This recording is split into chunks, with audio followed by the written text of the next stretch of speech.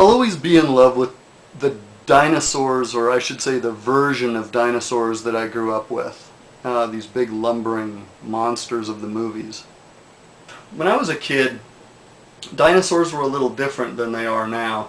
Our dinosaurs were fat and slow, and they drug their tails on the ground. There wasn't such a gap between the dinosaurs I grew up being interested in and, say, like Godzilla was just an easy jump to make.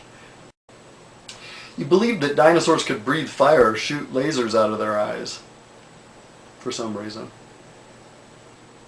Our dinosaurs were monsters. Very cool. When I was growing up, this was, in the early 70s, was at a place called Heritage Square, and some of you who live around here know Heritage Square. But the coolest thing was way in the back of the park, they used to have a dinosaur ride. You'd go into this like rickety old cabin, and there was a platform out on the back of the cabin. You'd buy your tickets and you'd stand on the platform, and then there were raised tracks that would disappear off into the thicket. Along would come an old mining cart, and off you'd go. It would take you back into the trees, and you'd see dinosaurs. Now, I'm willing to bet that they didn't move. At the time, the technology probably wouldn't have allowed it, but I could swear that I remember those dinosaurs moving.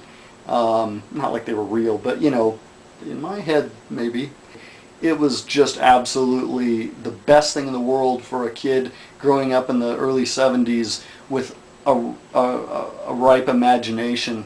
And that's one thing that I think a lot of kids are missing these days, is that everything is so realistic that they don't fill in the blanks. And that was what we had to do, and that's, I think, one of the reasons why I love the old style dinosaurs so much. I remember adults used to be just absolutely flabbergasted that I could recite all the names of the dinosaurs, which is kind of funny because when I was a kid, we had Brontosaurus, Allosaurus, Ankylosaurus, Stegosaurus, Triceratops. There weren't very many.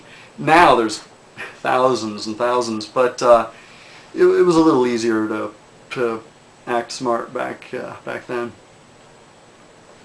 One of my favorite dinosaur memories was when I was, again, a little kid. I had spent about a week with my grandmother one time, and we were staying up really late one night watching TV, and I was falling asleep on the couch.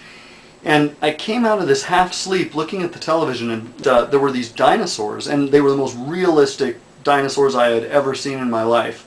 Is that I thought I was seeing something real, because I saw cowboys riding their horses in circles around the dinosaurs and roping them to the ground.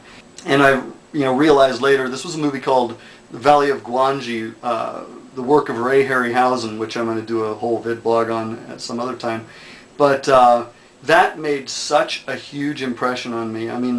I love dinosaurs to begin with, but after seeing that, my fate was sealed. I love them to death to this day, and largely thanks to the work of Ray Harryhausen. I was so into dinosaurs, I had tons of books and toys, but especially model kits. And here's probably my all-time favorite was the Allosaurus, because it just looks like a dragon. It doesn't really resemble an accurate portrayal of a dinosaur. Again, the tail's on the ground. He's very upright. He's got spines on his back. It's just that's the Allosaurus I love. But when we would go to the store, my mother and I, for her to do her shopping, she would usually make us stop by the toy aisle and grab me one of these dinosaur model kits. And she would sit me down inside the shopping cart, and I would open the box and dismantle the model and build it, and have it all built and finished by the time we got to the checkout stand, which of course amazed, the person checking us out and my mother alike. I think I'll always love dinosaurs, and I hope you do too. See you next time.